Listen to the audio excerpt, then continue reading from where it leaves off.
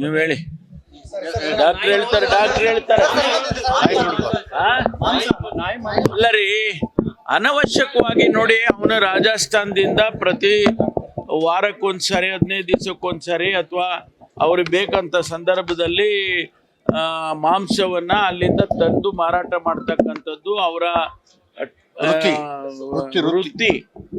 ಅದರಲ್ಲಿ ಮಾಡಿದ್ದಾರೆ. ಇವ್ರು ಯಾರೋ ಹೋಗಿ ನಾಯಿ ಮಾಂಸ ತಂದಿದ್ದಾರೆ ಅಂತ ಹೇಳಿ ಹೋಗಿ ಇಲ್ಲ ಸಲ್ಲದ ಆರೋಪ ಮಾಡಿ ಗಲಾಟೆ ಮಾಡಿದ್ದಾರೆ.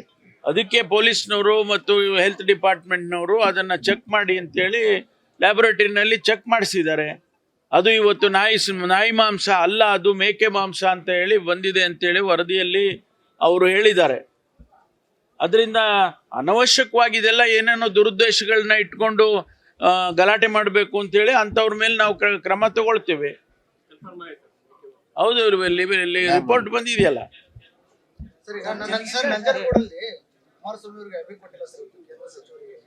ಏನ್ ಕೊಟ್ಟಿಲ್ಲ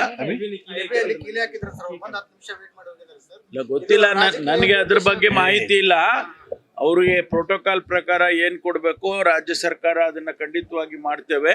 ಅಕಸ್ಮಾತ್ ಅಲ್ಲಿ ಏನಾದ್ರು ತಪ್ಪಾಗಿದ್ರೆ ಅದನ್ನ ಅವ್ರ ಪ್ರೋಟೋಕಾಲ್ ಪ್ರಕಾರ ಅವರಿಗೆ ಮಾಹಿತಿ ಗೊತ್ತಿತ್ತೋ ಗೊತ್ತಿಲ್ವೋ ತಿಳಿಸ್ಬೇಕಲ್ಲ.